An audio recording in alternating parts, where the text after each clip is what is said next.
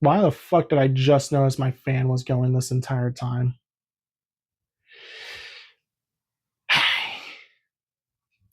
God damn it.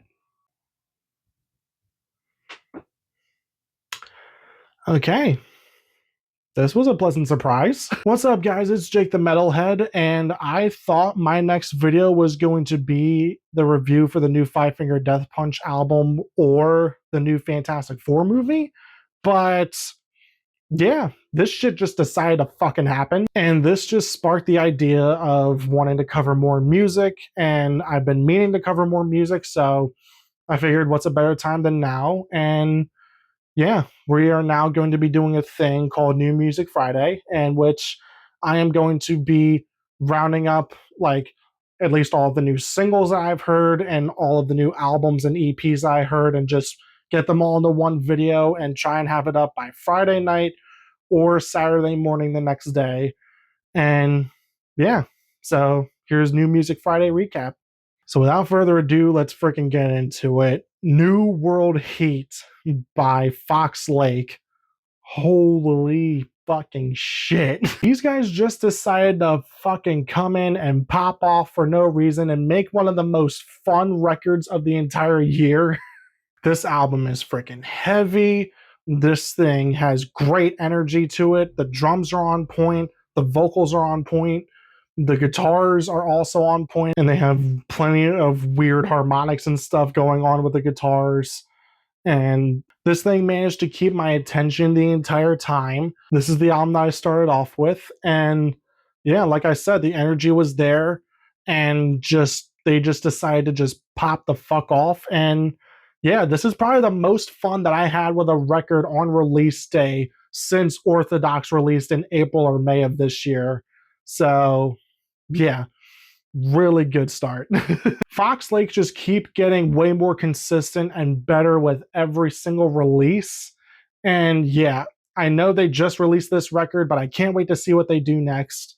And yeah, I am definitely excited for what comes next. And this is going into my rotation. Some big highlights for me are For the Love of the Game featuring Mugshots, Headshot featuring Silent Planet, which that was a fucking surprise to me. Cold Hard Truth, Pure Adrenaline, Collateral Damage, which is the final track, and that was really good as well. And then also, like I said, like just listen to the whole album, but also Savior was also really good, which like that released like months in advance, and it's not because it's a political song, but like I kind of like not soured on it, but like I was kind of like burned out with it a little bit, especially after Cold Hard Truth released. But yeah, turns out Savior fits into this album perfectly. So yeah. And I was kind of feeling the same way with Cold Hard Truth, especially after Pure Adrenaline released. But this album was so freaking hyped that once Cold Hard Truth released, I was still bouncing along to it. And it even got me two-stepping at that little two-step part. So yeah, I definitely had a lot of fun with this record, and it's very well produced. And yeah, I just really like this record. So definitely a 10 out of 10 for me, just for that. The next album or EP, I guess it could be considered, is Still by To the Grave. And if you need a quick recap of how this is, it's Still to the Grave. It's basically the same thing that you would come to expect from To the Grave at this point. It's brutal, it's heavy as fuck, it's really freaking fast, and it does not pull any punches. And yeah, this was just a really solid, quick little release. And yeah, I really dug it. There is an abundance of shorter songs on this thing, which is completely fine by me because A, whenever I see a shorter song, I just know it's going to be stupidly fucking heavy. And two, the longer songs kind of matter a little bit more when being lumped in with the shorter songs, especially since like every single song, whether it's short or long, is just really well written. My only real complaint is I wish the guitars were turned up in the mix a little bit more, because like they're not like completely drowned out or anything, but like to hear some of the riffs and some of the solos, because there are some really good guitar solos in here, you do kind of have to like listen a little closer, otherwise you'll miss a little bit of it. Or if you're really not paying attention, then you can just miss the entire solo or riff that you're trying to find. So yeah, but I would say that's a little more of a nitpick because I think the writing from the guitars that are the more shreddier riffs that are in between the more chuggy triplet styled heavy as fuck riffs, and also the drums and the writing of the songs overall just definitely make up for it, and the vocals especially. Dude, I forgot dude's vocals were on fucking point. This album has literally like the nastiest parts, or at least some of the nastiest parts that I've heard on any other record I've heard all year. So, yeah, definitely give this thing a listen. And like I said, I would say listen to all of them, but like this one, especially because it's like not even 20 minutes long. So it's not going to take up too much of your time. It's a quick little heavy listen that, like, if you just need something heavy that's like not going to take up too much time, then I would say definitely give this a listen. So yeah, this one is also getting, I would say, a 9 out of 10. Next up is Seasons / Summer by Her Last Sight. And I believe this one is more technically an EP. And if I'm reading into this correctly, this is kind of like the plot in you, how they did with the 3 volumes and what Atreyu attempted to do with their last album. And they're going to do like 4 little EPs and have them mesh together in like one giant record. And yeah, I'm completely cool with it because this album, once again, really fucking slaps and is really fucking good. Basically, if you're looking for like that older 2000s at the gates core, or if you want the more professional term, melodic metalcore sound that bands like All That Remains, As I Lay Dying, and Killswitch Engage were doing, then this album's definitely for you. The guitars are absolutely at the forefront of this record. Like the guitars aren't like overproduced or anything like that, but like they are definitely at the forefront because the guitar work on this thing is insane. And so is the vocal work. The vocal work's actually really freaking good as well. And it complements the guitar work really well. And same with the drums. Like the drums aren't overly technical, but they definitely serve its purpose in the song. And yeah, I really, really dig this thing. Again, I'm going to skip the highlights only because, again, this is only like not even 20 minutes long. So it's not going to take up too much of your time.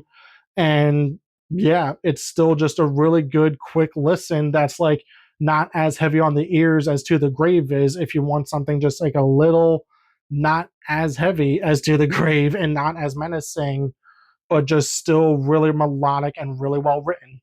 So yeah, I can't wait to see what these guys do next, and I will definitely be on the lookout for these guys. And yeah, this is also getting a 9 out of 10 for me. The last album to go over is Lonely God by Fit for a King. And first of all, Ryan Kirby, who the hell pissed you off? And secondly, to the rest of the band, who the fuck pissed you guys off? This is Fit for a King's best record in a while.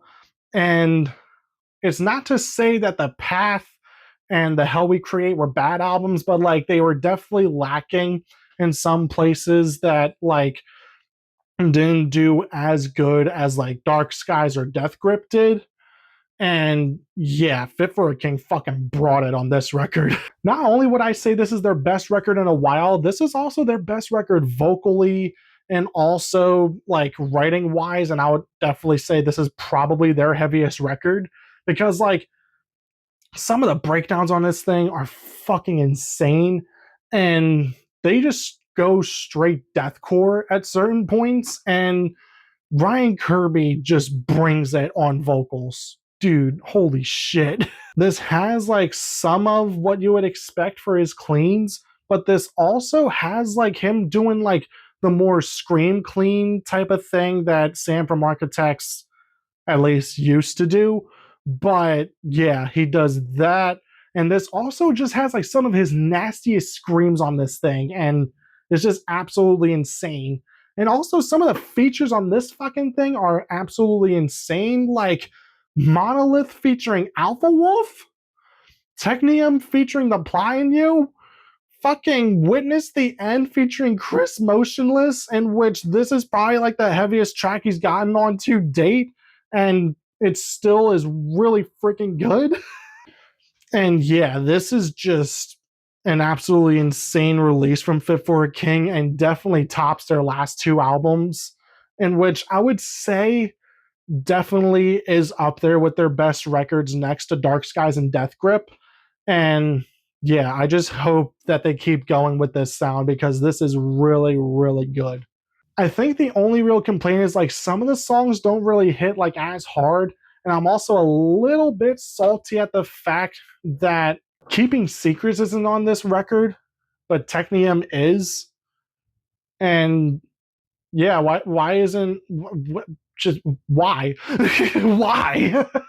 Like Keeping Secrets, I feel, despite the more poppier types of cleans on the thing, it's still heavy as shit, and I would say fits in with the album just as well and easily could have replaced like some of the songs that like don't really hit as hard. But I mean, still, that's like again a little nitpick just because like the songs that do hit fucking hit. But yeah, I would say my highlights are The Temple, Extinction, Blue Venom, Monolith featuring Alpha Wolf, Technium, Witness the End, Lonely God, the title track. And then also Between Us, because like it's like the softest song on the record, but it still hits really hard. And like this song definitely would get you in the feels and all that. And again, I just have to say, or just have to rephrase, Ryan Kirby, who ripped your heart out of your body and stomped on it? Because, like, who broke your heart this bad, man? Are you okay? But yeah, again, I would definitely just give this a good listen. And I would definitely give this thing a solid 8 to 9 out of 10.